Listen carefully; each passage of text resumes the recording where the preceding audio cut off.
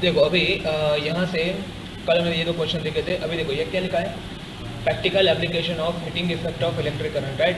Practical application की यहाँ पे बात करनी है हमको, और ये दोनों टॉपिक इंपॉर्टेंट तो है, यस इंपॉर्टेंट तो है, इसके ऊपर तो बहुत से क्वेश्चन आते हैं बराबर। कई बार तो ऐसा करते हैं लोग, पेपर यदि इजी निकालना है ना इन लोगों को, तो सीरीज पैरेलल का प्रूफ, सीरीज पैरेलल के numerical they will not ask the proof and derivation of all these things of the series parallel connection. They will ask you this practical applications of the heating effect of electric current. ठीक है, अभी what is the meaning of this sentence? You can see it is practical application of heating effect of electric current. Yesterday we saw that when electric current is passed through any conductor, there will be generation of heat. Remember, as per the formula H is equal to I square RT, which is called Joule's law of heating. Remember it? I told you yesterday. So we know that whenever current flows through any conductor, heat is produced. Now the question is, can that heat produced be used for the good purpose, for our usefulness? Yes. So that is what we are going to study in this chapter. That is the practical application of this heating effect of electric current. And yesterday you yourself told me few applications where we can use that heating effect for our practical work, practical applications. That few are electric geyser, electric oven, iron, then toaster. These were the few, right? Even sometimes oven, oven, that old oven, not the latest one, the old oven. So this is nothing but practical applications, right? And you can see here the few are written. Laundry iron, मतलब वही, ठीक है, electric toaster, as I told you, electric oven, kettle, चाय गर्म करने के लिए, है ना, बराबर, किटल, देन एक्चुअली किटली बोलते हैं, ठीक है, kettle, then electric heater are some of the familiar devices based on the Joule's law of heating. So that is the important paragraph, बाकी समझ में आ जाएगा आपको. Next is the most important application is, see this bulb over here there, this bulb does not have the filament. This bulb is made up of the gas, one particular kind of gas. But you must have seen this kind of bulb, in which you can see something like this sort of thing. Yes. This sort of, are you getting what I am saying? Its color is something sort of orange yellow color. Yes. Exactly. Now this kind of lamp is very rarely used, and used at only some places, because its color is not up to the mark, whatever. It is bright definitely, but it's not pleasant color. It is not pleasant color. Okay, so it is very rarely used, and this material, which is called filament, filament of the bulb, it is made up of tungsten. You can see, or it is written over tungsten. You can see it is very important MCQ. Very important MCQ. Tungsten is made up of tungsten. Okay. And why tungsten? Why not any other material? And actually, what is tungsten? The two questions should be in mind. So tungsten is one kind of element. You can see यहाँ पे कहीं पे लिखा होगा tungsten. Let me see you tungsten. ये रहा, दिख रहा है tungsten. So it is just one kind of element. Which atomic number is? 74. You can see clearly 74, right? So that is the tungsten. So why tungsten? We have total this much element. You can see, or even more than that. So what properties tungsten have? High melting. Yes, definitely you can see high melting point. Tungsten has very high melting point. बराबर, yes, all these things you will study in the 11th and 12th in detail. Why tungsten has high melting point and all these things. पूरा period करना है, बराबर. वो गांव पंचायत करता है ना, ऐसे पूरी गांव पंचायत करनी है, पूरे के सबकी, जितने भी दिख रहे हैं ना यहाँ पर, सबकी गांव पंचायत करनी है आपको, ठीक है. और कोई गांव पंचायत करो ना करो, बट इनकी तो करनी पड़ेगी जी, आप साइंस लोगे तो, ठीक है. ओके, इसके बारे में पूरा चैप्टर है, बोलो. हाइड्रोजन के बारे में पूरा चैप्टर है, बराबर. अभी आपको क्या पता है हाइड्रोजन के बारे में? Sir atomic number 1, electronic configuration 1, gas form में है, H2 फॉर्म में होता है, ठीक है, बहुत अच्छा है, बहुत हल्का है, है ना. पूरा चैप्टर आएगा, बोलो 25 पेज का, बोलो 25 पेज का चैप्टर हाइड्रोजन के बारे में, सिर्फ हाइड्रोजन के बारे में. ऐसा है हाइड्रोजन, है ना. यही लग रहा है ना कि क्या सर कैसा होगा, नहीं हाइड्रोजन के बारे में पूरा चैप्टर कौन लिख सकता है, लिखा है हाइड्रोजन के बारे में पूरा चैप्टर है, बोलो, ठीक है. चलो, तो देखो, तो yes, as you said the tungsten, which special property tungsten is having, the tungsten is having, and how much high, this is very very important. You can see 3380 Celsius, right? Remember this data, remember this Celsius, and this entity is very high temperature. अब पता ना 100 degree Celsius पे तो पानी boil हो सकता है ना, और कभी पानी बॉयल होता हो तो उसमें अपनी उंगली ला कर देखना कि एक बार मजा आएगा, है ना? तो you will get exactly 100 Celsius क्या होता है ना? तो ये कितना सेल्सियस है?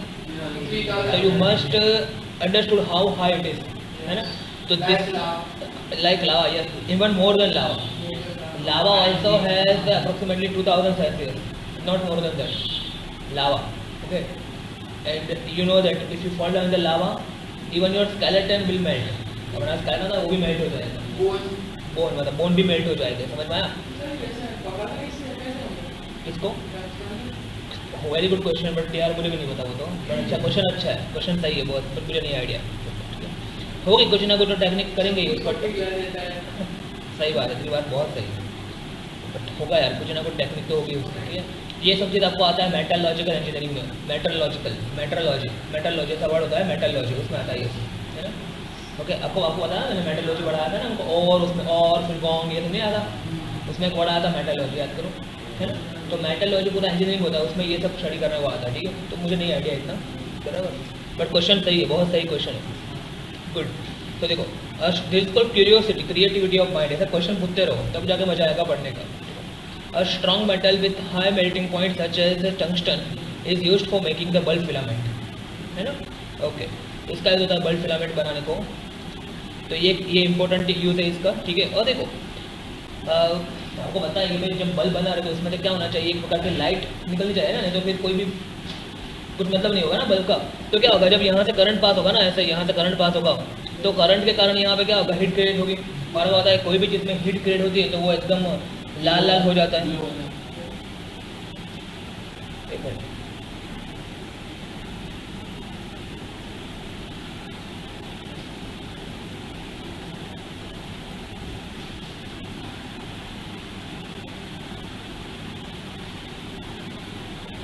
ठीक है.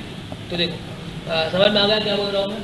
ठीक है, तो strong metal with high melting point such as tungsten is used for making the bulb filament. और देखो यहाँ पे क्या होता है, टंगस्टन में क्या होता है, जब यहाँ से करंट पास होगा ना, यहाँ से करंट पास हुआ है तो जब करंट पास होगा तो एकदम हीट क्रिएट होगी, और हीट क्रिएट होगी इसके कारण वो क्या होगा, एकदम लाल चोट गर्म हो जाएगा. और वो गर्म होने के कारण क्या करता है, अपने में से लाइट एनर्जी को एमिट करता है, बराबर. तो यहाँ पे यही लिखा है. ठीक है, देखो, the filament must retain as much as of heat generated as it is possible so that it gets very hot and emit the light. अगर कोई भी चीज़ को जब गर्म करते हैं ना तो वो लाल लाल हो जाती एकदम, और फिर उसमें से लाइट एनर्जी एमिट होती है ना. हमको पता है, जस्ट लाइक कॉल था पहले कैसा होता है, और फिर गर्म कर दो लाल लाल हो जाए एकदम, है ना, जस्ट लाइक. तो यही हमको करना है यहाँ पर, और इतना गर्म करने के बाद वो पिघलना चाहिए. और मैं okay, the filament should be thermally isolated as much as possible, बराबर, using the insulating support. The bulb are usually filled with chemically inactive nitrogen or argon gases to prolong life of the filament. Remember it. ये जो bulb होता है ना, देखो, let me show you the bulb, filament bulb. Filament bulb. देखो, this kind of bulb I am talking about. You can see, right? मान लो कि ये बल्ब ले लो आप 2 मिनट के लिए. तो देखो, ये जो बल्ब में यहाँ ये जो यहाँ से लेके ये जो पूरा है ना, ये पूरा ये क्या है, फिलामेंट. क्या है ये, तो ना यहाँ पे इंसुलेटिंग सपोर्ट है. क्या है ये, इंसुलेटिंग सपोर्ट. ओके, अभी क्या होगा, देखो यहाँ पे आपके 2 सॉकेट हो गए, यहाँ से और यहाँ से ऐसे, फिर उसको आप होल्डर में डालोगे यहाँ पे ऐसे, है ना. तो यहाँ से करंट एंटर होगा, समझ में आ रहा है, करंट एंटर हुआ, अंदर से एंटर हुआ, एंटर हुआ, यहाँ से यहाँ गया, यहाँ से यहाँ गया, समझ में आ रहा है. फिर यहाँ से यहाँ पास होगा, यहाँ से यहाँ गया, और यहाँ से क्लियर ऐसे चल जाए, समझ में आ रहा है ये. ठीक है, तो that is the path of the current. और जब करंट यहाँ से पास होगा तो हमने देखा अभी juice law of heat energy, उसके कारण क्या होगा, इसके अंदर बहुत सारी हीट होगी, तो ये रेड हॉट हो जाएगा, गरम गरम हो जाएगा, और गरम गरम होगा तो यहाँ से क्या होगा, एक प्रकार की लाइट एनर्जी निकलेगी. तो यहाँ पे यही बात की, और ज़्यादा कुछ आपको दिमाग में रखना नहीं चाहिए, बराबर. और ये फिलामेंट किसका होता है, टंगस्टन, इसका मेल्टिंग पॉइंट. इतनी चीज़ आपको दिमाग में रखनी है, ज़्यादा कुछ नहीं सोचना है आपको. बोलो क्लियर होगा कि नहीं होगा, बराबर. बाकी क्योंकि ऐसा नहीं पूछता राइट शॉर्ट नोट और टंग फिलामेंट, ऐसा कुछ नहीं पूछता आपको.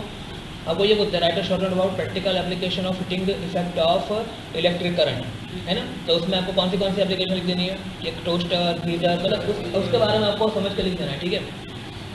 पढ़ोगे तो समझ में आ जाएगा, ठीक है, सिंपल है, कुछ हार्ड नहीं है, कॉम्प्लिकेट मत करो इसको। नहीं, ग्लास नहीं टूटेगा बिकॉज यहाँ पे दूरियाँ है ना थोड़ी। और हाँ, गुड क्वेश्चन, एक्चुअली इसी के लिए तो बोल रहा था। इनर्ट गैसेस क्या डाला जाते हैं, वही मैंने कहा फिगर में जो ऊपर के बोल गया, तो यहाँ पे इनर्ट गैसेस डाला जाते हैं। और इनर्ट गैसेस आपको पता है कि ये सारे के सारे, देखो ये जो है ना, ये पूरा टेबल इनर्ट गैसेस का है। मैं आपको बताऊंगा चैप्टर नंबर 5 बताऊंगा, इसकी बात करेंगे हम चैप्टर नंबर 5 में। Helium, neon, argon, krypton, xenon, radon, ये सारे के सारे क्या है, इनर्ट गैसेस। चैप्टर नंबर 5 है ना, आपको सरस्वती में चला जाता पहले वही चैप्टर, बराबर। ओके, तो ये जो है helium, neon, argon, krypton, xenon, radon, ये सारे के सारे क्या है, इनर्ट। समझते हो इनर्ट गैसेस का मतलब समझते हो कि नहीं समझते ना। इनर्ट मतलब क्या, इनएक्टिव। क्या इनएक्टिव का मतलब क्या समझते हो, किसी के साथ प्रोसेस करें और ये किसी के साथ प्रोसेस नहीं करते। क्यों नहीं करते, कैन यू से क्यों नहीं करते, बिकॉज आप देखो हीलियम जो है उसके ऑलरेडी 2 इलेक्ट्रॉन उसके पास हो जाए, तो 2 इलेक्ट्रॉन है उसके पास। फिर नियॉन, उसके पास कितने होने चाहिए, एक आउटर सेल में 1 2 3 4 5 6 7 8, इसके इलेक्ट्रॉनिक कंफ्यूजन ये हो गया ना, 2, याद करो।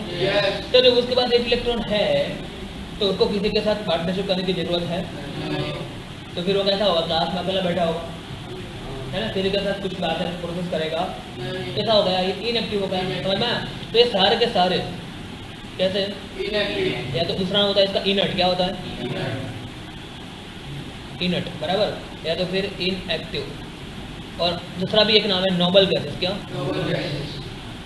NOBL, नोबल गैसेस, क्या नाम है इसका दूसरा, क्या बात है भाई, ये तो गजब है, ये भी चल रहा है इसमें साथ साथ,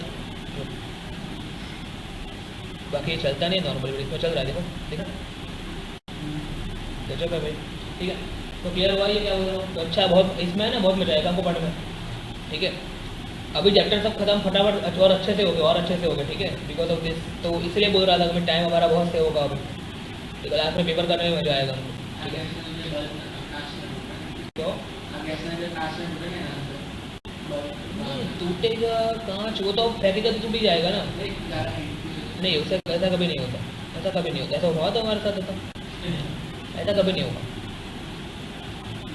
नहीं ऐसा कभी ना हो, ठीक है। वो लोग सब डिज़ाइन करते हैं कि वो इतनी हीट चाहिए, तो इतनी हीट के लिए कांच इतना का तो होना ही चाहिए, थिकनेस का होना ही चाहिए, उससे वो डबल थिकनेस करेगा, ज़्यादा करेगा, वो सब डिज़ाइनिंग में आता है। वो नहीं कभी टूटेगा, कभी ना टूटे ऐसे, यदि गिरेगा तभी टूटेगा, अदरवाइज टूटे ही ना, ऐसा चलते चलते टूट जाए तो कभी ना हो।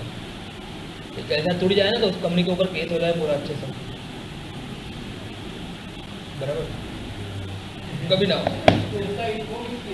क्या हुआ, बल्ब फूटता है क्या, चलते चलते फूट जाता है, ऐसा तो मैंने कभी नहीं देखा।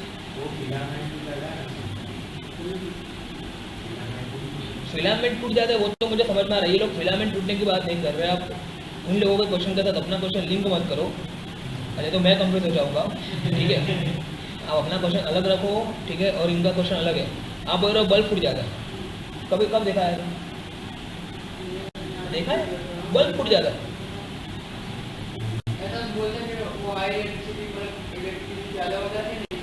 ऐसा तो ये तो बहुत गलती है, डिजाइनिंग की गलती है ये तो।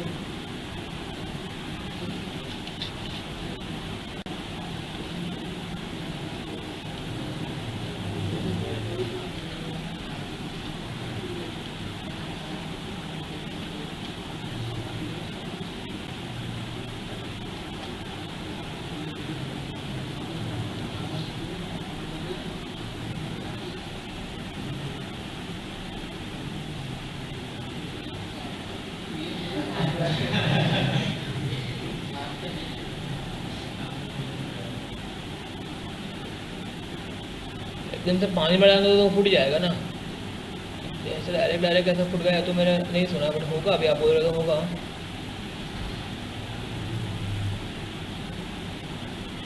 पता नहीं यार, वो पता नहीं मुझे भी क्यों होता है, बट हो सकता है कि फिर ये ग्लास है उसकी कैपेसिटी इतनी ना हो कि वो इतनी हीट सहन कर पाए, सिंपल सी बात है। बट ऐसा होना चाहिए नहीं, ऐसा होना नहीं चाहिए, बिकॉज ये ग्लास की गलती है, कंपनी की गलती है। हाँ इसीलिए होगा, अभी नए ज़माने में तो नहीं होगा ऐसा, बिकॉज अभी ना गवर्नमेंट रूल्स सब स्ट्रिक्ट हो गए हैं, वो होता है ना ISI वगैरह, वो जो कंपनी में जाके चेक करते हैं पूरा, और कंपनी खुद अपने आप को मार्केट में टिके रखने के लिए क्वालिटी अच्छी ही करती है, बिकॉज कंपटीशन बहुत बढ़ गई है, आपको मालूम है। एक बार यदि कोई इंसिडेंट हो गया ना ऐसा, तो कंपनी के ऊपर लोगों का विश्वास जाएगा और फिर अपने आप उसका मार्केट डाउन हो जाएगा, ठीक है ना। तो ऐसा आजकल सेफ्टी बहुत ही इंपॉर्टेंट चीज़ हो गई है, सेफ्टी, बराबर। इंडस्ट्री पॉइंट ऑफ व्यू में जो भी चीज़ होती है ना, सेफ्टी से बनती है, कैसे बोलते हैं, safety is the most priority, बराबर। एक लोग कुछ भी ऐसे चीज़ के कारण देखो, हो सके तो जस्ट लाइक पैसे ज़्यादा ले नहीं चाहिए, ऐसा ऊपर से बोलते हैं, बट सेफ्टी में कोई कॉम्प्रोमाइज़ करना नहीं, लोगों की सेफ्टी में कोई कॉम्प्रोमाइज़ करना नहीं, ऐसा हो गया, ठीक है। वॉट अलग बात हो गई, अभी इस पर फोकस करते हैं।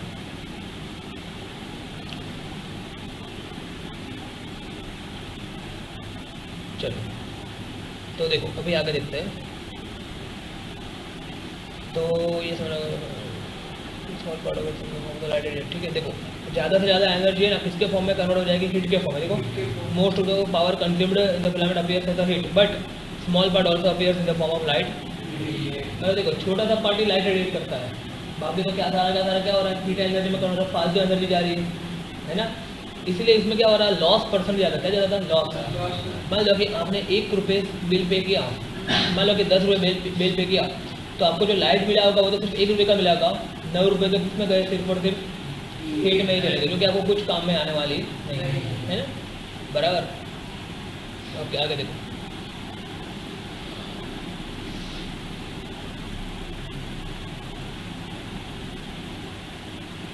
उसके बाद क्या लिखा है, another common application of the Joule's law of heating is fuse. आपको पता है फ्यूज, पता है फ्यूज सुना है, फ्यूज सुना है, फ्यूज घर पे लगता है ना फ्यूज, ठीक है। तो देखो let me explain you fuse में क्या होता है, देख लेते हैं फ्यूज में क्या होता है, ठीक है।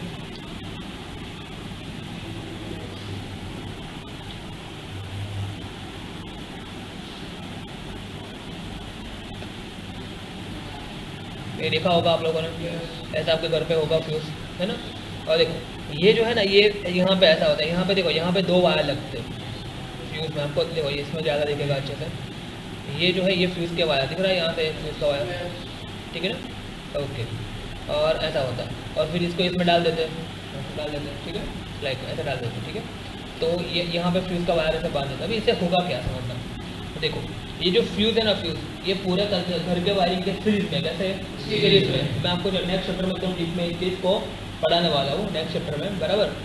वो सबके किस में सीरीज में, मतलब कि जितना करंट घर में से पास हो रहा हो, सारा करंट यहाँ से तो पास होगा ही। जस्ट लाइक मैं आपको थोड़ा सा आइडिया दूँ तो आपको पता होगा, और नहीं पता तो याद रखो 2 मिनट के लिए, मैं अगर नेक्स्ट में पढ़ाने वाला हूँ आपको कि इस घर के सारे इक्विपमेंट है ना पैरेलल में कनेक्ट होते हैं। किसमें कनेक्ट है, पैरेलल, हमने देखा ना सीरीज में पैरेलल कनेक्शन। तो घर के सारे इक्विपमेंट किसमें कनेक्ट है, पैरेलल में कनेक्ट होते हैं। तो देखो ये ऐसा हो गया, फिर ये ऐसा हो गया, ठीक है। और यहाँ पे देखो दिख रहा है पैरेलल कनेक्शन दिख रहा है यहाँ पे, ओके। मान लो कि ये पंखा है, ये ट्यूबलाइट है, ये पंखा है, ठीक है, ये कुछ भी है, बराबर, ऐसा करके कुछ है। और इन सबके सीरीज में यहाँ पे क्या कनेक्ट होगा, फ्यूज, यहाँ पे फ्यूज कनेक्ट होगा, मारा क्या बोल रहा हूँ। और यहाँ पे फिर भाई सप्लाई वप्लाई आया ना, यहाँ पे ये ऐसा सब, ठीक है ना, हाँ जीबी का सप्लाई ये सब, ओके। अभी देखो मान लो कि मैंने यहाँ पे एक स्विच लगा के रखी है, यहाँ पे दूसरी स्विच है, समझ में आ रहा है, और यहाँ पे तीसरी स्विच है। ये किसकी स्विच है, ये किसकी स्विच है, मतलब ये बल्ब की स्विच है, ये स्विच है फैन की, और ये मान लो ये AC की, ठीक है। तो जब मैं इसको ऑन करूँगा ऐसे, तो यहाँ से कोई करंट पास होगा, इसको ऑन करूँगा तो यहाँ से कोई करंट पास होगा, और इसको ऑन करूँगा तो, और ये तीनों करंट यहाँ पे ऐड हो जाएंगे, और यहाँ से तीनों का एडिशन पास होगा ना, I1 + I2 + I3 पास होगा ना। तो ये सारा करंट किस में से पास होगा, अल्टीमेटली फ्यूज में से पास होगा, समझ में आया। और फिर वो करंट एक लिमिट से ज़्यादा बढ़ जाएगा, तो आपको पता है कि H = I² RT, मतलब कि हीट प्रोपोर्शनल टू I का स्क्वायर। यदि करंट बढ़ेगा तो हीट एनर्जी बढ़ेगी, और हीट एनर्जी बहुत बढ़ जाएगी तो ये फ्यूज क्या हो जाएगा, मेल्ट, क्या हो जाएगा, मेल्ट हो जाएगा, है ना, मेल्ट हो पिघल जाएगा। और यदि यहाँ से पिघल गया तो अभी इमेजिंग करो आप, यदि यहाँ पे ये पिघल गया मतलब कि अभी यहाँ पे सर्किट में ये है ही नहीं, तो सर्किट क्या हो गई आपकी, यहाँ से ओपन हो गई, क्या हो गई, सर्किट यहाँ से ओपन हो गई, सर्किट ओपन हो गई, मतलब यहाँ से करंट आगे फ्लो होगा नहीं, और हमारे जो इक्विपमेंट है उसका डैमेज आगे होगा नहीं, बच जाएगा, क्या होगा, डैमेज बच जाएगा, समझ ना। देखो ये उड़ गया तो चलेगा ना, बट इसके जगह भाई ये फैन उड़ गया होता, तो बल्ब उड़ गया होता, तो या AC उड़ गया होता, तो आप उड़ जाते, है ना। तो देखो हाँ, फ्यूज उड़ गया तो ये कोई बड़ा उड़ना नहीं हुआ, बिकॉज कुछ नहीं, फ्यूज उड़ गया, अच्छा ओके, फ्यूज को निकालो, जो वायर रखा था वो टूट गया होगा बीच में से, उसको निकाल दो और नया वायर रख दो। क्लियर हुआ क्या बोल रहा हूँ? और वापस उसको ऐसे डाल दो, वापस सर्किट चल। क्लियर है कि नहीं है? समझ में आ रहा है? राइट। हाँ, अंदर मतलब ये वायर तो रखा हुआ है हमने, देखो तो सही, तुम क्या समझ रहे हो एक्जैक्टली? देखो ये दिख रहा है, वायर दिख रहा है ये, हाँ वो मेल्ट हो जाता है, ये वाला वायर, ठीक है ना? ये जो वायर है ना, ये वायर ये मेल्ट हो जाता है ना, ऐसा, ठीक है? समझ में आ रहा है? थोड़ा समझ में आ रहा है? ठीक है, तो ये वायर क्या रहता है? मेल्ट हो जाता है यहाँ से। ओके, अभी आप दिमाग लगाओ, थोड़ा दिमाग लगाओ। आपको क्या लगता है, ये मैं नेक्स्ट में पढ़ाने वाला हूँ आपको क्या लगता है जो फ्यूज है, फ्यूज बराबर, उसका वायर कैसा होना चाहिए आपके हिसाब से? मोटा होना चाहिए कि पतला होना चाहिए? पतला होना चाहिए। क्यों पतला होना चाहिए? फ्यूज का वायर कैसा होना चाहिए? देखो फ्यूज का वायर आपका उड़ जाना चाहिए। क्या हो जाना चाहिए? देखो मैं चलो डीप में ही बता देता हूँ, ऊपर से फिर मजा नहीं आएगा, ठीक है? इस चीज़ को देखो, समझ आ गया था? समझता एकदम ध्यान से समझता जो बोल रहा हूँ मैं। देखो मान लो कि यहाँ पे ये आपका कुछ सप्लाई है, जीबी का सप्लाई, क्या ये? यहाँ से प्लस है, यहाँ से माइनस, ठीक है? यहाँ से एक वायर आ रहा है, क्या आ रहा है? यहाँ से एक दिख रहा है कि नहीं दिख रहा है? तो मैं इसको इससे नहीं करता हूँ, इससे ड्रॉ करता हूँ, ठीक है?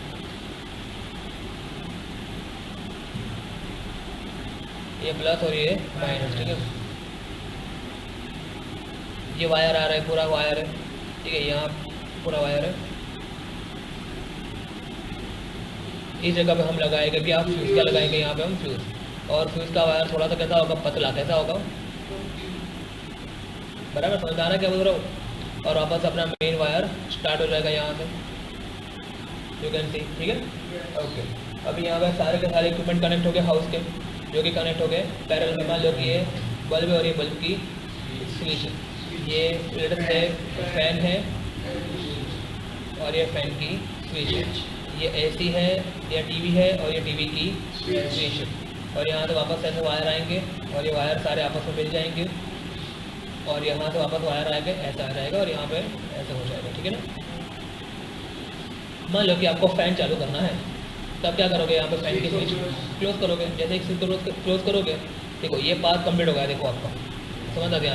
ये मैं देखो बता रहा हूँ आपको, ये पाथ कंप्लीट हो गया आपका, यहाँ से स्टार्ट करके यहाँ से स्टार्ट करके यहाँ से स्टार्ट करके यहाँ से स्टार्ट करके यहाँ से स्टार्ट करके कंप्लीट हो गया ना? तो फैन आपका हो जाएगा चालू। यदि आप इसको क्लोज कर दोगे, इसको यहाँ पे क्लोज कर दोगे, ठीक है? दिख रहा है आपको ये?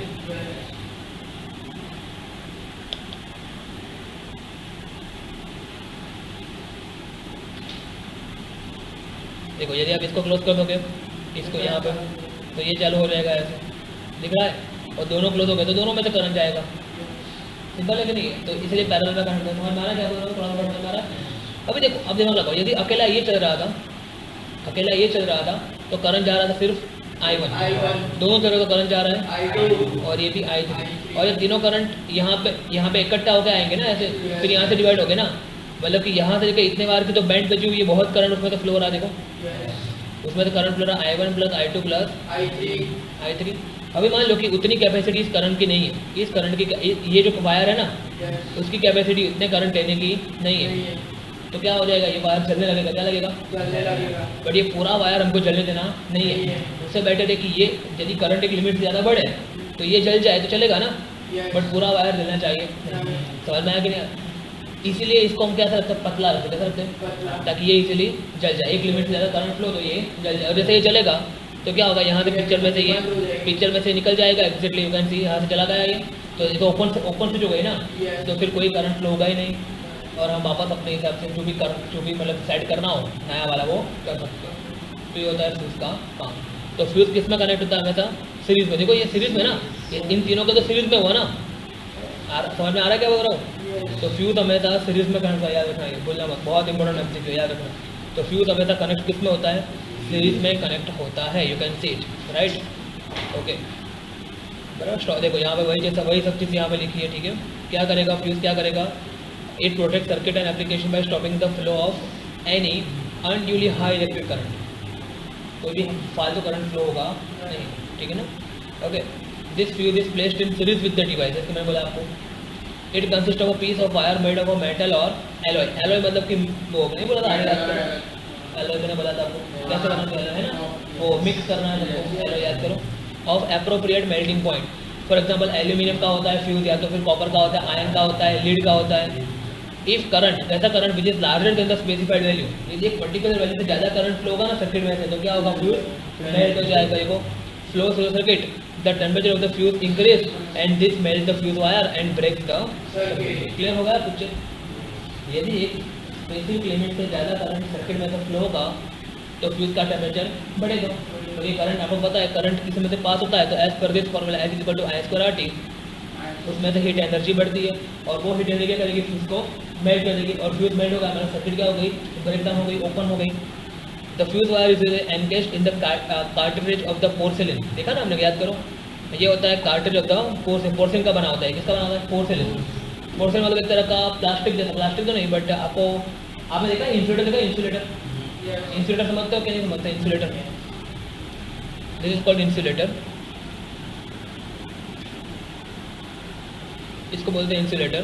देखा होगा आपने, ये भी पोर्सिलिन का होता है। किसका होता है, एक मटेरियल होता है पोर्सिलिन। यहाँ पे आदित्य बिरला होंगे ना, आदित्य बिरला देव के पापा है ना, वो उसी में, ठीक है, आदित्य बिरला, ठीक है। तो ये वही बनाते हैं, ठीक है, समझ में आया क्या बोल रहा हूँ। घर की मेन स्विच सीरीज में होती है, सबके सीरीज में होती है, जस्ट लाइक सीरीज में होती है, सीरीज में होती है, ठीक है। हाँ, MCB साइकिल, ये MCB है, देखो ये MCB, ठीक है, ये MCB करना है। और MCB से ज़्यादा ELCB, उससे भी 100 ELCB, क्या कहिए, ELCB। मैं दिनों हमने बताया मेरे घर में ELCB है, ELCB में करंट लगता नहीं। यदि मान लो कि आपने कुछ भी ऐसे छुआ, ठीक है, सप्लाई को, तो तुरंत क्या होगी, वो स्विच गिर जाएगी, मतलब आपको करंट लगेगा नहीं। मेरे घर में ऐसा होता है, ठीक है, बट ट्राई मत करना बहुत दिन से उसको 6-6 महीने पे टेस्ट करना होता है। क्या करना होता है, 6-6 महीने में उसको टेस्ट, मतलब उसको एक बार मैन्युअली प्रेस करके देखना होता है, वो सच में गिर रही कि नहीं गिर रही है, ऐसा देखना होता है। मैंने 3-4 साल से हमने देखा ही नहीं है, ठीक है, बट होता है। ELCB से आपको करंट लगता नहीं, ये तो कुछ मैंने फील किया है, ठीक है, ये बराबर। यदि कुछ भी गलती हो जाएगी ना, तो आपको तुरंत वो ट्रिप हो जाएगी सर, बराबर। चलो आगे देखते हैं, देखो, तो यहाँ पे समझ लो अब इस चीज़ को, तो इसको बोलते हैं पोर्सलिन। क्या बोलते हैं इसको, पोर्सलिन वायर। कहाँ गया, कार्ट्रिज ऑफ पोर्सलिन और similar material with the metal end. The fuse used for the domestic purpose are, कितने रेट होता है, 1 एम्पियर, 2 एम्पियर, 3 एम्पियर, 5, 10, 5 में 10 एम्पियर एक्सेट्रा, ठीक है।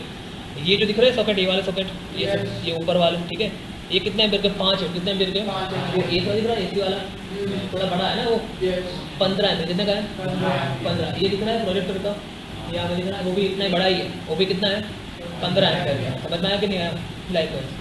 तो बट अब तो फ्यूज की बात करें तो फ्यूज 1 एम्पियर का हो सकता है, 2 एम्पियर का, 3 एम्पियर, 5 एम्पियर, या तो याद रखना, ये भी आपको बोल सकते हैं।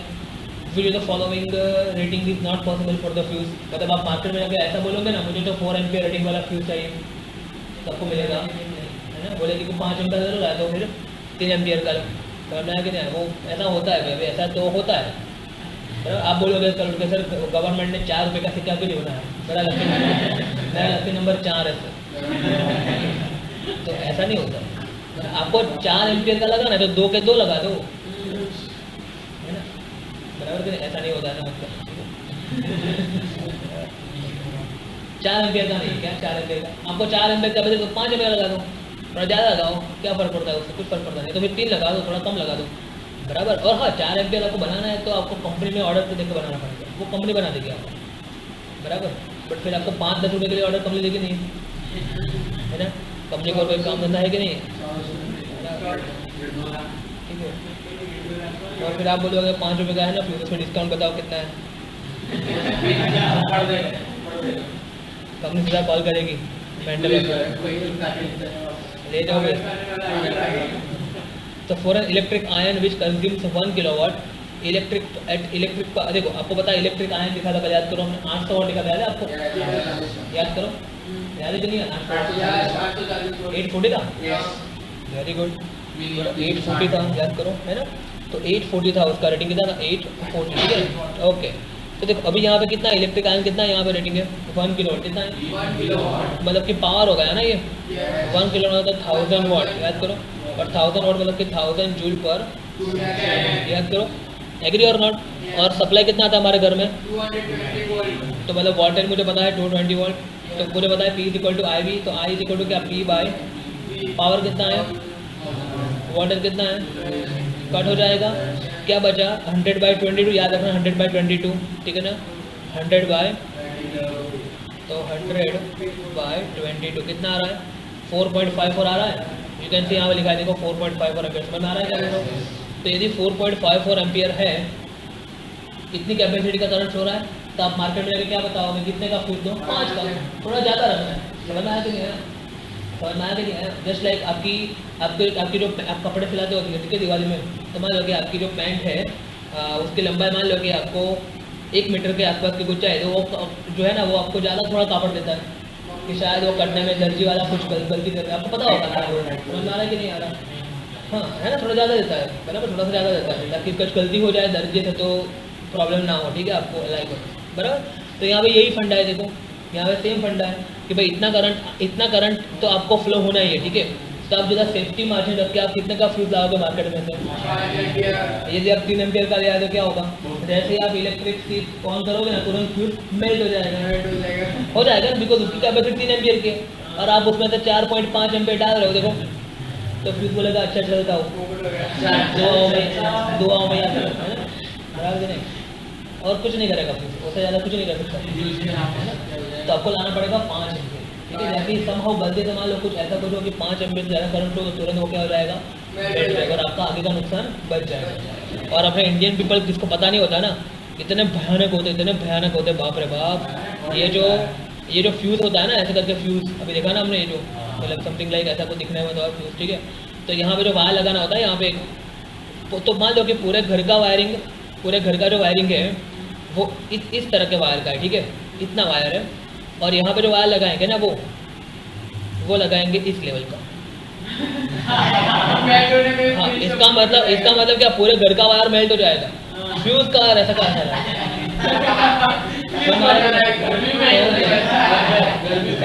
मान लो कुछ गड़बड़ हो गई तो पूरे घर का वायरिंग मेल्ट हो जाएगा बट फ्यूज को कुछ नहीं होगा। ऐसा नहीं करना है, रिमेंबर इट। आपको भी ये चीज़ को टेक केयर करना है बिकॉज इन फ्यूचर देखो ऐसा अभी तो फ्यूज निकल गया है, मान लो अभी तो एमसीबी वगैरह ही होता है, ठीक है, फ्यूज यूज नहीं होता है बराबर, बट मान लो इन केस आपके घर में और होता भी है, किसके घर में है फ्यूज अभी भी होगा नहीं है, एमसीबी है सबके घर में, पता है कि नहीं पता, एमसीबी है, अच्छी बात है। तो फिर ELCB हाँ, इलेक्ट्रिक घर में ELCB स्ट्रॉन्ग लगता है, हमको शॉक लगता है, हमको शॉक नहीं लगेगा, ठीक है, पूरा घर की लाइट बंद रहेगा, शॉक लगेगा तो बराबर। तो समझ में आ रहा है क्या बोल रहा हूँ।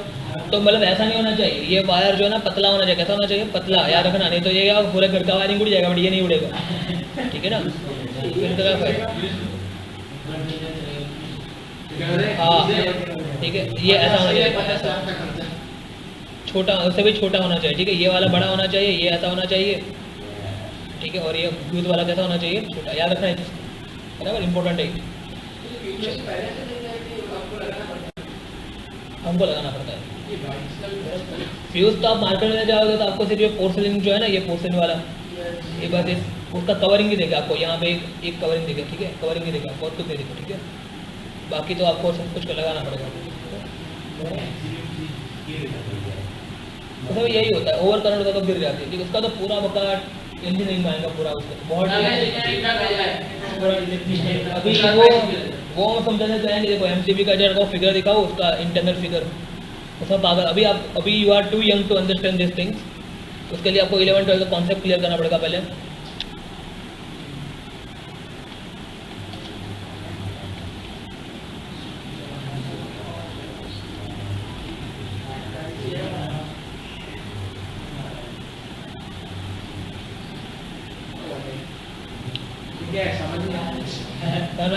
तो ये आपको सब समझना है, तो आपको पूरा 11-12 का कॉन्सेप्ट क्लियर करके फिर इंजीनियरिंग के फर्स्ट ईयर में आता है, एमसीबी इलेक्ट्रिकल इंजीनियरिंग के फर्स्ट ईयर में आता है, ठीक है। तो अभी तो समझ में नहीं आएगा एग्जैक्टली इसका फंक्शन क्या है, कैसे वर्क कर रहा है, right now you are gonna understand it, right.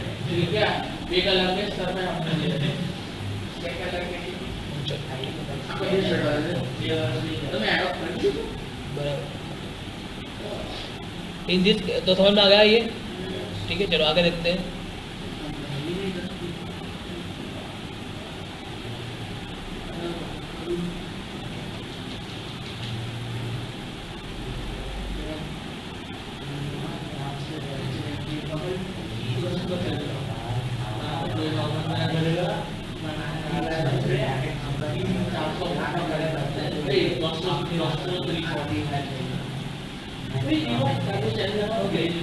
अभी देखो इलेक्ट्रिक पावर क्या है, इलेक्ट्रिक पावर देखो एक काम करेंगे, इलेक्ट्रिक पावर करके खत्म करते हैं, because I am not feeling better, ठीक है। तो इलेक्ट्रिक पावर करके खत्म करते हैं, इलेक्ट्रिक पावर करके खत्म करते हैं, ठीक है। और फिर ये चैप्टर जो है ये क्वेश्चन कर देंगे आज, ठीक है। ये क्वेश्चन कर लेंगे, यहाँ तक करके खत्म करते हैं आज। और फिर कल करेंगे न्यूमेरिकल। क्या करेंगे? कल करेंगे न्यूमेरिकल, और कल ये चैप्टर फाइनली खत्म कर देंगे हम, बराबर। कल मंडे है ना, कल एक मिनट क्या बोल रहे हो? कल का टाइम तुम यहीं पे हो ना अभी? तुम आज नहीं जाना? तुमने कल तो बता दिया आज जाना चेंज हो गए हो, फिर कल बताओगे सर मैं तो कल पे नहीं जाना, परसों जाना। कैसा लगा मेरा मजाक? तुम ऐसा ऐसा मत किया करो भाई, प्लानिंग फिक्स रखा करो, ठीक है ना, बराबर। चलो कोई बात नहीं, ठीक है बराबर। आज मेरे को सब बैच की डिमांड यही है, सर सुबह ट्यूशन रखो, सर सुबह ट्यूशन रखो, सर क्या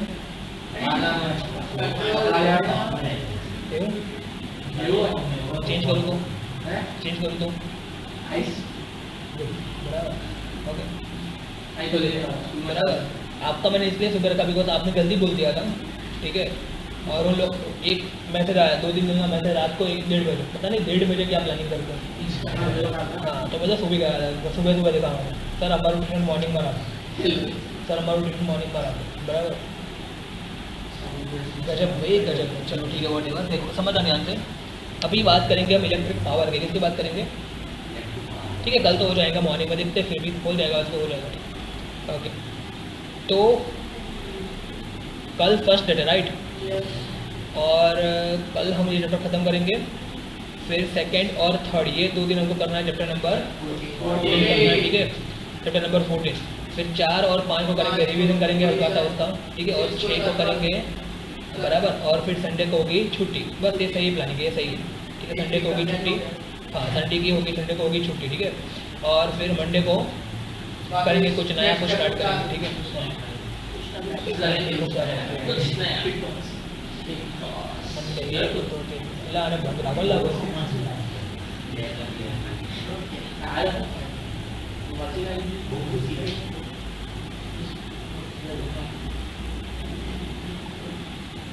एक मिनट, 1 2 3 साइंस में 1 2 3 6, फिर 14 खत्म हो जाएगा, 6 फिर ये 12 10 11 12 14 15 इतने खत्म कंप्लीट हो जाएंगे, ठीक है। तो 150 4 5 7 8 9 13 16 इतने चैप्टर बचेंगे हमारे साइंस में, ठीक है। साइंस में इतने वैक्टर मतलब इतने चैप्टर बचेंगे हमारे साइंस में। अभी उसमें से 4 5 7 8 9 13 16, देखो ये 16 चैप्टर जो है ना, उसके बाद जो बचेगा वो तो हम आराम से जनवरी में कर देंगे, ठीक है, क्योंकि बहुत सिंपल चैप्टर है लास्ट के दिन। उसके बाद सबसे हार्ड चैप्टर जो बताऊँ मैं आपको कौन से बचे, देखो 4 और 5 4 5 7 8 9, ठीक है। और 30 सबसे हार्ड तो मेरे हिसाब से यही बचा है, फिर 13 ये मैं प्लानिंग करूँगा वैकेशन में हो जाएगा, ताकि आप रीड कर पाओ अच्छे से, बराबर। ये क्योंकि हार्ड है। उसके बाद मैग्नेटिक फिजिक्स का, ठीक है। देखो बायोलॉजी तो अभी इतना स्मूथली जाएगा ना, बहुत ही स्मूथली जाएगा बायोलॉजी में जरा भी दिक्कत करने की, इसलिए बोल रहा हूँ, ठीक है ना। बिकॉज बायोलॉजी ऑडियो विजुअल ही होता है, बायोलॉजी के लिए परफेक्ट सेटअप एक्चुअली बायोलॉजी का ही है। बायोलॉजी जितना ऑडियो विजुअल करते हो ना बायोलॉजी, उतना ही मजा आएगा। तो ये 3 चैप्टर की आप चिंता मत करो, मैं बोल रहा हूँ, ठीक है। बट ये थोड़ा हार्ड है, मैं समझाऊंगा तो सही, बट फिर भी हार्ड है। कैसा है? हार्ड। तो ये इसमें हम वैकेशन में एनर्जी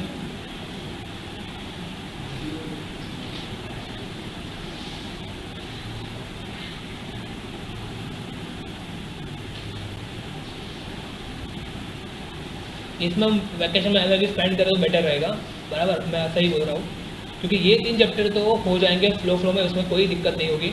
तो मेरे हिसाब से सबसे इंपॉर्टेंट चीज़ क्या है पता है वैकेशन में करने के लिए, ये 13 और ये जो 4th चैप्टर है ना उसका बेसिक्स, क्या उसका इसमें बहुत ही मजा आएगा आपको, ठीक है। आल्केन आल्किन अल्काइन ये सब होता है ना जो, सुपर बहुत मजा आएगा, ठीक है, उसमें बहुत मजा आएगा। तो ये चीज़ है, तो ये हमारा टारगेट होगा after we complete chapter number 14, बराबर। तो ये हमारा टारगेट होगा साइंस का, ठीक है, चैप्टर नंबर 13 और ये 4।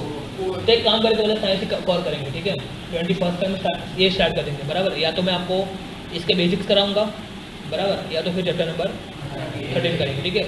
उसके बाद क्योंकि जो चैप्टर बचेंगे ना, देखो 5th चैप्टर की जरा भी चिंता मत करो, 5th चैप्टर जो है ना आपका, यदि आपने 1 से 4 कंप्लीट किया होगा ना अच्छे से, तो आपको 5th आएगा ही आएगा, ये गारंटी मेरी। 5th की जरा भी चिंता नहीं है। लास्ट ईयर में भी 5th जो है वो 4 दिन में खत्म हो गया, कितने दिन में, और उस समय मेरे पास ये टेक्नोलॉजी नहीं थी जिसके कारण मेरे को पूरा पीरियड टेबल यहाँ पे ड्रॉ करना पड़ेगा, उसमें बहुत टाइम गया था। अभी मेरे पास पूरा पीरियड टेबल यहाँ पे है, तो बहुत ही स्मूथली जाएगा, ठीक है। ये चैप्टर 5th चैप्टर जो है ना, बराबर, इसकी भी चिंता नहीं। और जो बायो के 3 चैप्टर है वो भी एकदम स्मूथली दिसंबर में खत्म हो जाएंगे, तो इसकी चिंता नहीं है। तो मेरा टारगेट होगा पर्टिकुलरली साइंस के लिए ये 14 खत्म करने के बाद हम स्टार्ट करेंगे मंडे से, या 4 के बेसिक या तो 13 नहीं, 4 में बेसिक्स में ज़्यादा टाइम जाएगा, बेसिक्स तो 2 दिन में खत्म हो जाएंगे, 2 दिन, और वही बेसिक्स एक्चुअली सबसे इंपॉर्टेंट है 4th चैप्टर के लिए, ठीक है ना। तो दोनों हो जाएंगे, दोनों हो जाएंगे, ठीक है। तो साइंस में ये 2 हो जाएंगे, बराबर, और मैथ्स में आपका कंस्ट्रक्शन खत्म हो जाएगा, और चैप्टर नंबर 3 जो पेंडिंग था वो खत्म हो जाएगा, तो दोनों टारगेट वो भी खत्म हो गए हमारे। और मैथ्स में हमको एप्लीकेशन ऑफ ट्रिको करना, याद करो, वो भी वैकेशन से पहले खत्म करना है, तो 21 से पहले करना है, इतने चैप्टर करना है, और क्योंकि फिर इंग्लिश का ग्रामर लेना है ना, तो हाँ वही तो डायरेक्ट लेना है, ठीक है। तो ऑलरेडी लोड में तो है ही हम ऑलरेडी, बराबर, already we are in the load, we are already on the load, बराबर, ठीक है। चलिए कोई नहीं, बट हो जाए ये। देखो आप लोग याद रखना आज के बाद, मतलब जो भी यहाँ बैठे हो, मेरा टारगेट है आप लोग मुझे खुद याद कराओगे, ठीक है। चैप्टर नंबर 4 और 13 साइंस में ये खत्म करने के बाद मैथ्स में चैप्टर नंबर 9, इतना तब तो क्लियर है, ठीक है, हाँ, बराबर। जो कि अभी तब तक तो ये तो हो ही जाएगा, चैप्टर नंबर 3 होगा, कंस्ट्रक्शन होगा, वो तो हो जाएगा, तो उसके बाद चैप्टर नंबर 9 कंप्लीट करना है, मैथ्स क्लियर होगा। ये हमारा टारगेट आप लोग मुझे याद कराओगे ये चीज़, बराबर। चलिए आगे देखते हैं।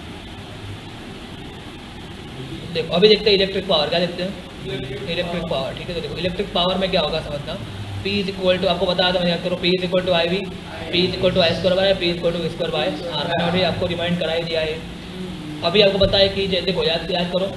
चलो एक काम करते हैं, अभी तक जितने भी फॉर्मूला देखे ना हमने इस चैप्टर के सारे फॉर्मूला पहले लिख देते हैं एक बार। तो देखो सबसे पहला फॉर्मूला हमने देखा वो था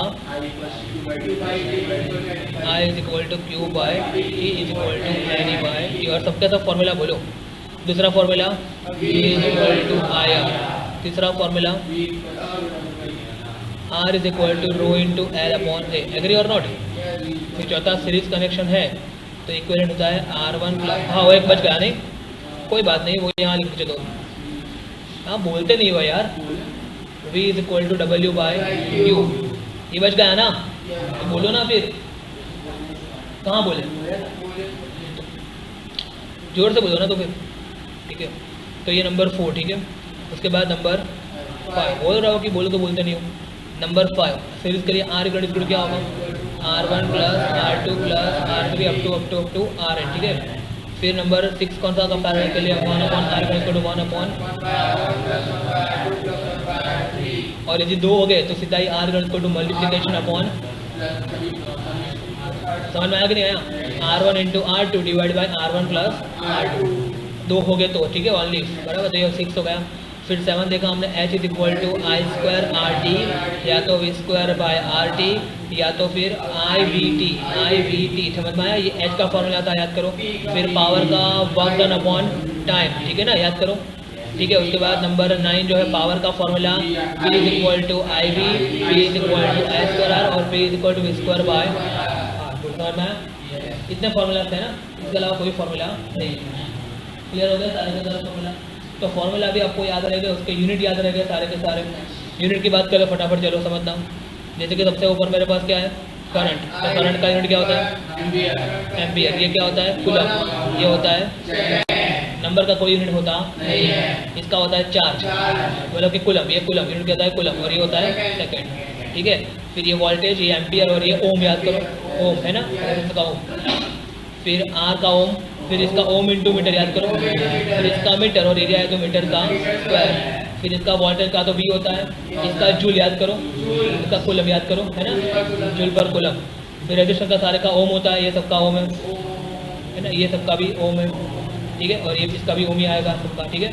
फिर अगर होता है एच बाबत है एनर्जी तो जूल आएगा, एनर्जी का जूल होता है ना, फिर इसका एम्पियर, इसका ओम, इसका सेकंड, ठीक है, फिर इसका वोल्ट, इसका ओम, फिर इसका एम्पियर, वोल्ट और सेकंड, एग्री, फिर आपस वर्क डन मतलब जूल और ये सेकंड, एग्री ना, और पावर का होता है वॉट याद करो, वॉट, ये वॉट होता है, ठीक है, वॉट पावर का होता है वॉट, ये भी वॉट, ये एम्पियर, ये वोल्ट, ठीक है, ये वोल्ट देखो, ये वोल्ट और ये वॉट, समझ में आ गया यार, याद रखना है। फिर इसका एम्पियर, इसका ओम, इसका वापस वोल्ट और इसका ओम, सिंपल है कि नहीं है।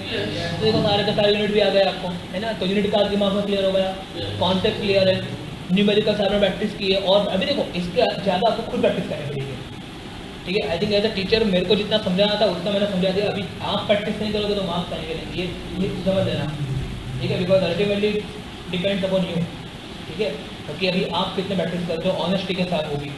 अगर अगर बैठे हो फ्री टाइम, अभी आपके पास बहुत फ्री टाइम है, और देखो एक चीज़ दिमाग में रखना, अब तब तो ठीक था, your main time start from Diwali 10th में, ठीक है।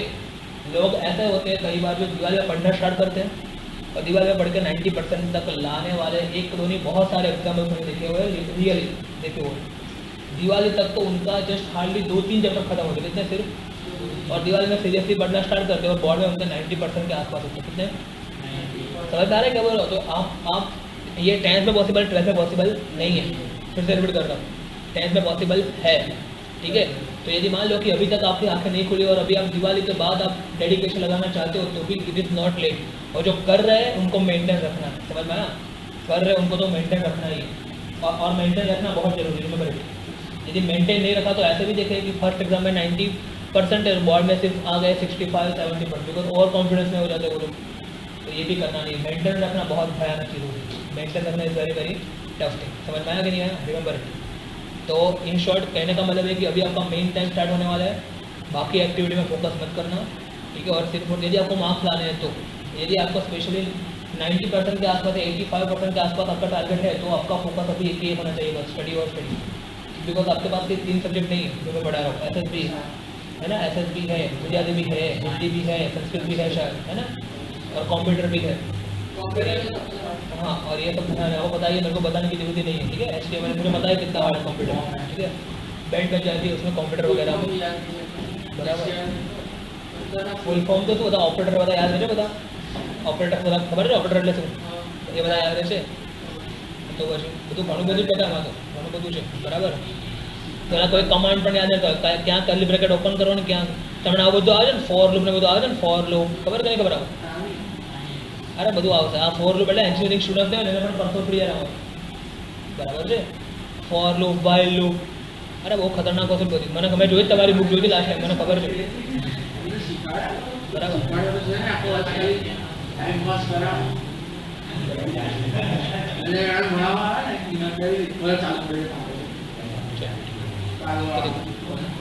समझ आ गया। अभी देखो यहाँ पे मैं इसलिए पूरा क्यों रिवाइज कर रहा है आपको पूरा ये, तो देखो यहाँ पे एक सेंटेंस लिखा है, डिफाइन 1 वॉट पावर, क्या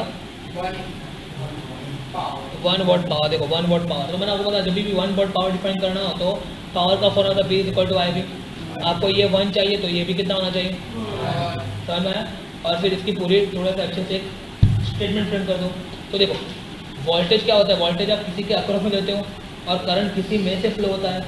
तो देखो इफ ऐसा, इफ 1 वोल्ट इज अप्लाइड, देखो when operate at the potential difference of 1 volt, मतलब कि यदि हमने किसी को ऐसे कोई कंडक्टर है, इसको हमने यहाँ पे कितना वोल्ट दिया, 1 वोल्ट दे दिया, कितना दे दिया, समझ में आ रहा है। और 1 वोल्ट के कारण उसमें से कितना करंट फ्लो रहा है, 1 एम्पियर, तो फिर कितना पावर कंज्यूम हुआ, 1 वोल्ट का पावर कंज्यूम हुआ, समझ में आया कि नहीं आया।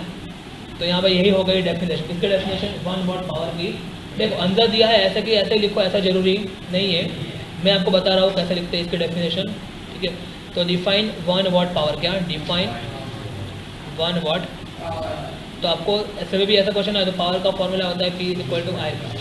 आपको ये कितना चाहिए 1, तो ये भी कितना होना चाहिए, मतलब कि ये वोल्टेज है, तो देखो ऐसा लिख सकते if 1 volt of potential difference is applied across conductor, across the conductor, and because of it if 1 ampere current क्या फ्लोज थ्रू इट।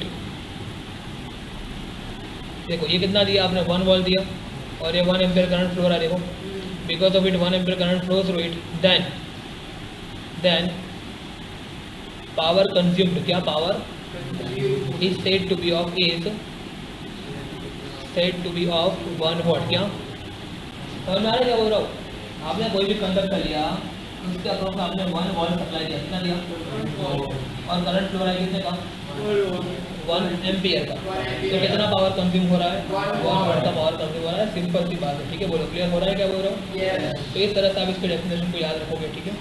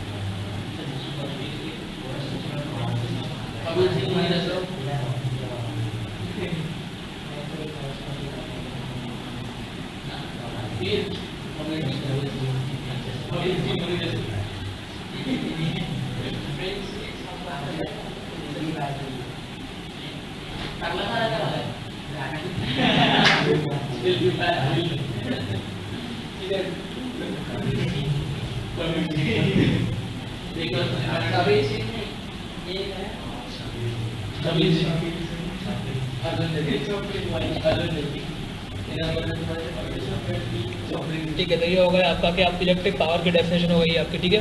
चलो आगे इतना समझ में आ गया, ओके। अभी आगे देखते हैं। देखो अभी जैसे कि मैं आपको बताऊँ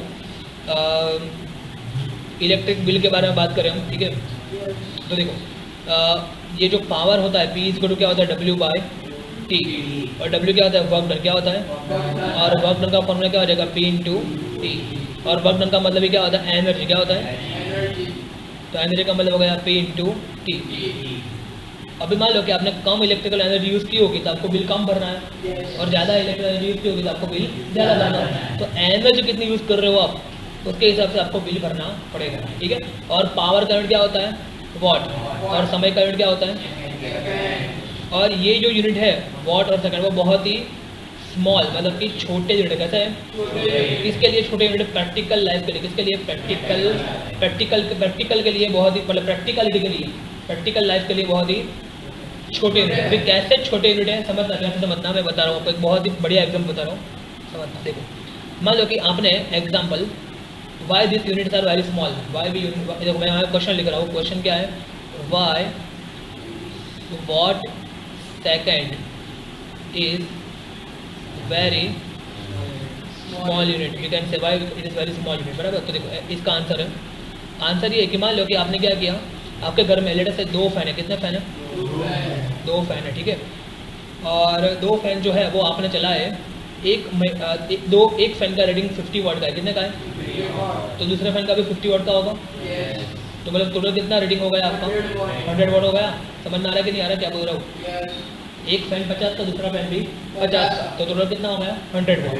100 वाट का मतलब आपको बताया कि यदि मैं दोनों फैन को 1 सेकंड के लिए चालू रखूँ तो 100 जो एनर्जी कंज्यूम होगी। समझ में आया कि नहीं आया। और अभी ये जो आपके घर में 2 फैन हो गए मान लो, तो एक दिन के एटलीस्ट वो कितने चलते हो गए, 10 घंटे चलते हो गए ना, इतना तो चलते हो गए ना, सोचो आप उससे ज़्यादा चलते हो गए शायद, इतना तो चलते हो गए, ठीक है। तो वो बताया कि देखो यहाँ पे समय कितने होना चाहिए, तो 10 घंटे मतलब कि 1 आवर मतलब होता है 3600 सेकंड, याद करो बराबर, मतलब कि कितने हो गए 36,000 सेकंड सिर्फ एक दिन के, किसके, एक दिन के।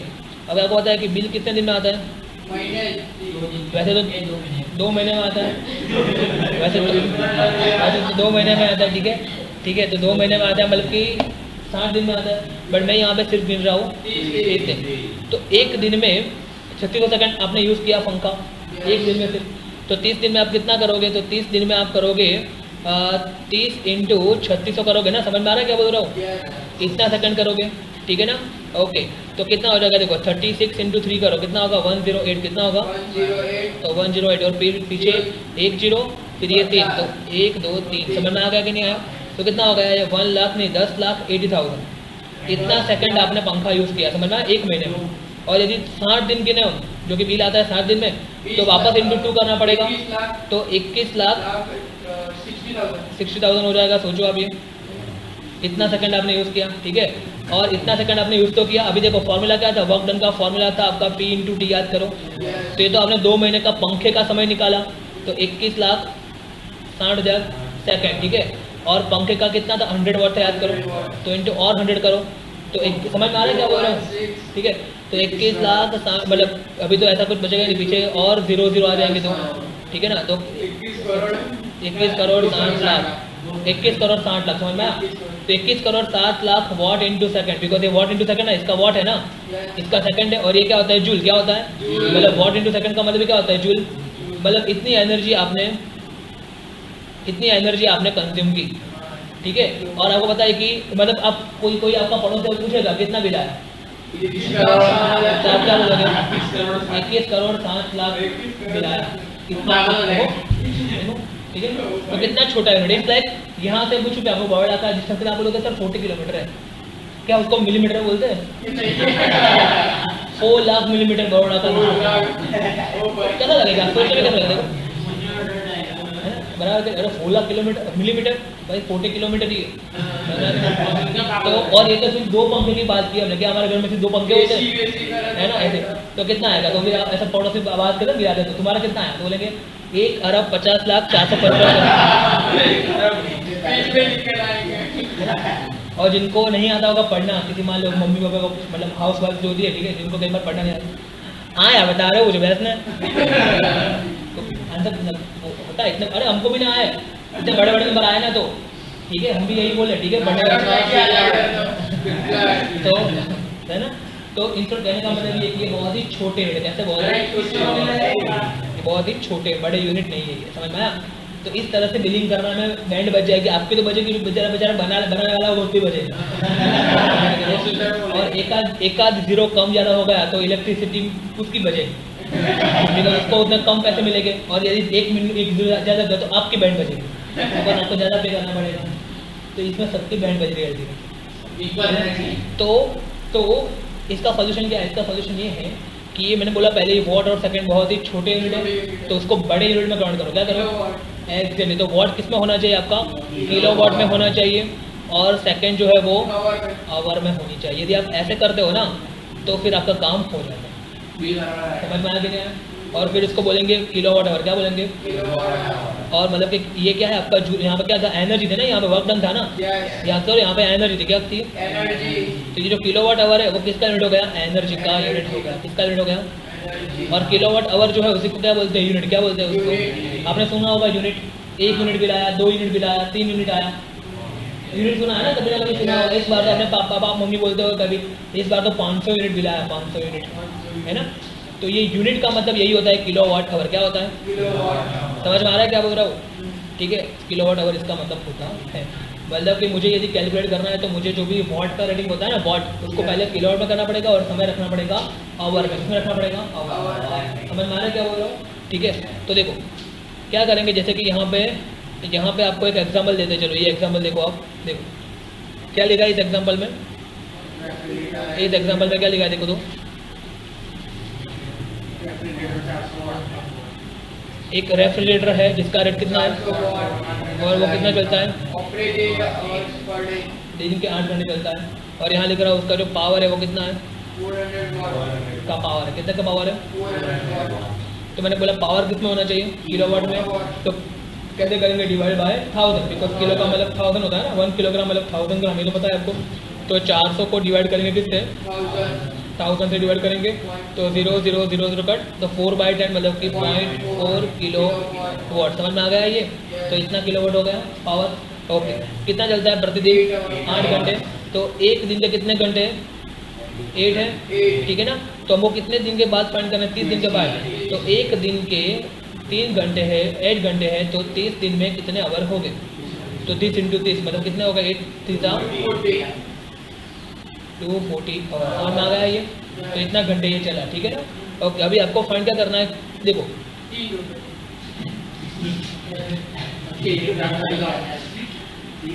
ठीक है, आपको फाइंड करना है किलोवाट आवर टोटल कितना यूज़ किया आपने, ठीक है।